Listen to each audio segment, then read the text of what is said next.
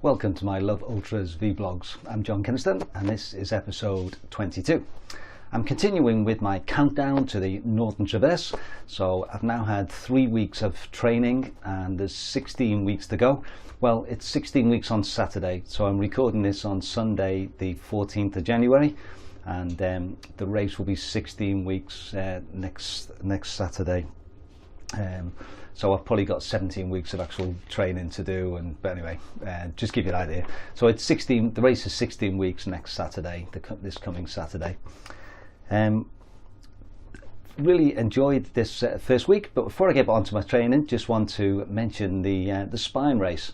This is an epic race which follows the Pennine Way. There's 3 races this year. I'm not quite sure what the third one is, I don't know the details of that. But there's basically 2 main races. One is the Spine Challenger, which started just over 24 hours ago. And they're running up to Malham, which is just over 100 miles. And I've got some good friends in that one. Vicky Hart is running and she seems to be still moving okay. And Jen Scottney, who's also doing the Northern Traverse.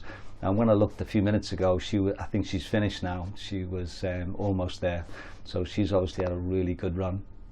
And then the main race, which is the full 256 miles, wherever it is, all the way up to into Jedburgh, into Scotland. Our good friends Andy and Sarah Norman are running that one, and also Kirsty Williams. So they set off round about almost an hour ago. It's 5 to 9 now in the morning. So they've been going just on an hour. And I rang up, Skype actually, chat with Andy and Sarah on Friday before they left. And it was good just to chat with them and see how they are. They're really looking forward to it, prepared well, ready to go, looking forward to starting, but knowing it's going to be a tough effort. But I must admit, this week I'll be every morning when I can, I'll be having a look and following their dots and seeing how they get on. So I hope they have a great race. My training this week, it's gone pretty well, been quite happy.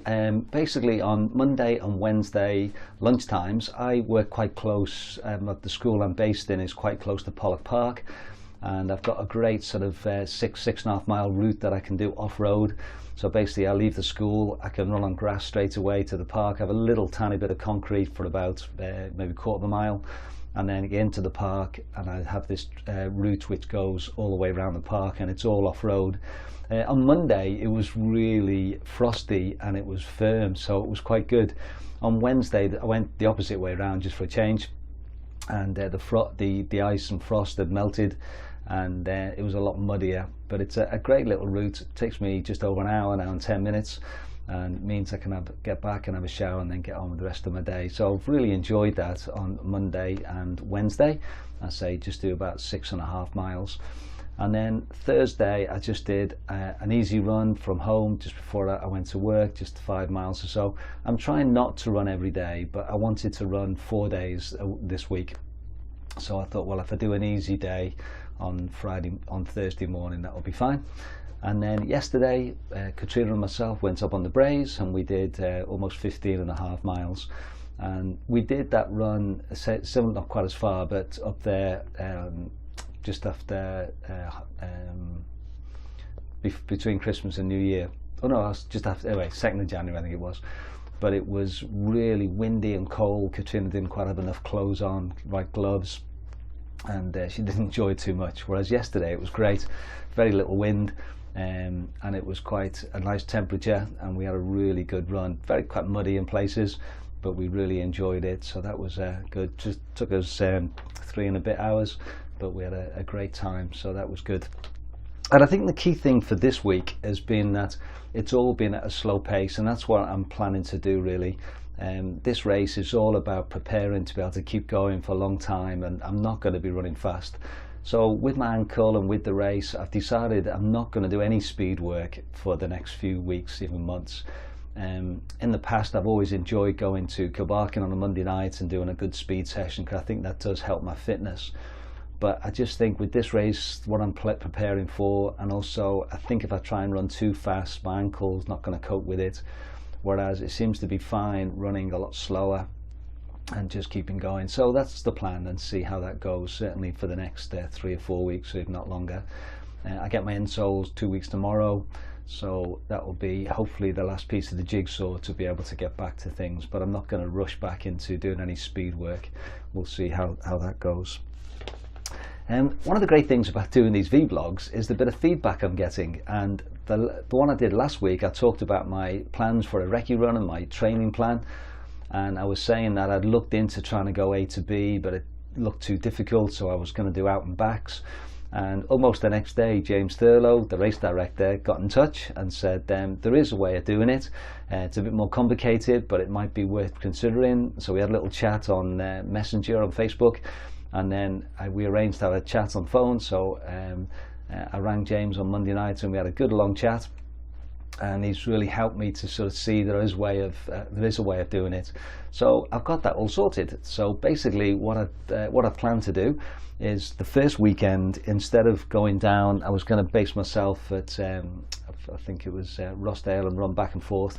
And what I've done with James's suggestion is I've actually booked the train from Paisley to St Bees. It cost me £28 for a single.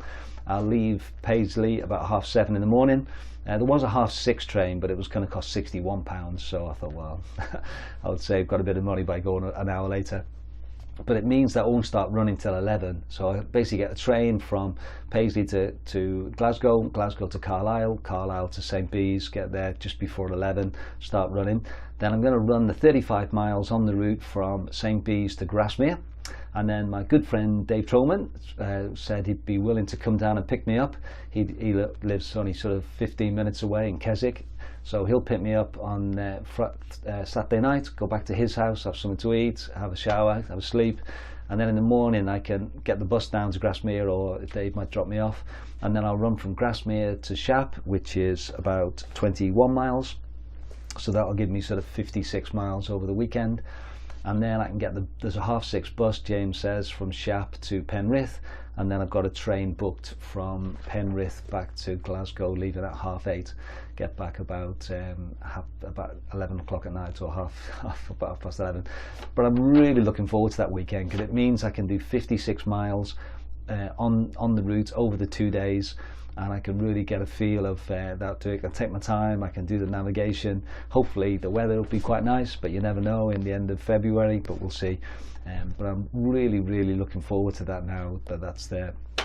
And then the next section from Shap to Richmond and Danzy Wisk, I tried to look, how could I do that? And James was saying it is quite difficult. There's no real buses or trains without going quite a big detour. But Katrina very kindly did say that she'd be willing to come down for one of them. And so she's going to help me on that one. And we're going to do that over the Easter weekend. So we'll go Friday, Saturday of the Easter weekend, which is the 14th, 15th of April. So the idea is we'll leave early, drive down to Shap. I'll run from Shap to Reeth.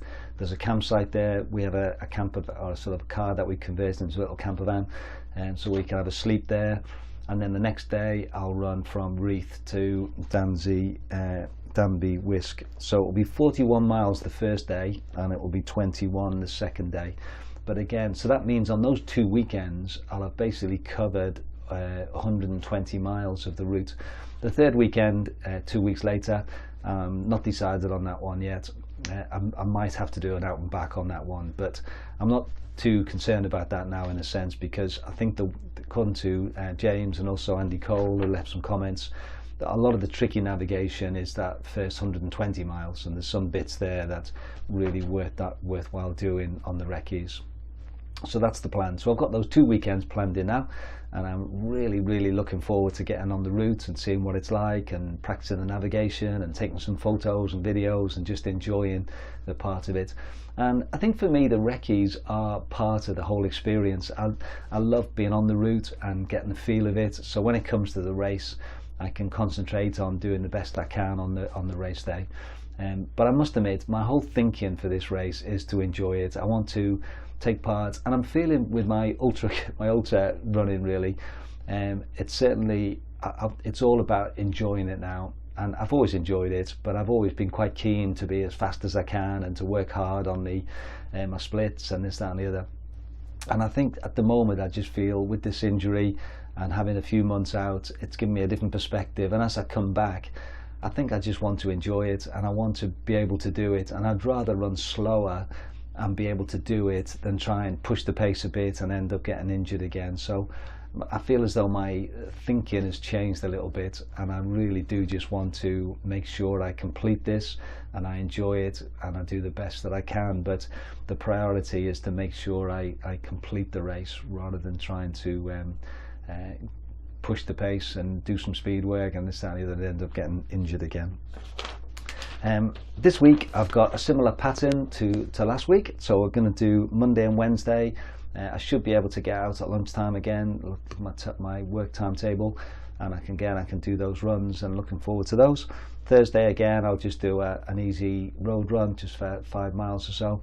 And then next Saturday the plan is to go to the Kilpatricks. They're about 20 minutes away by car, and a good friend Marco has over the years has given me some good routes around there. So there's a nice 18-mile route that we can do that's quite hilly on different terrain. So Katrina and myself will run that one.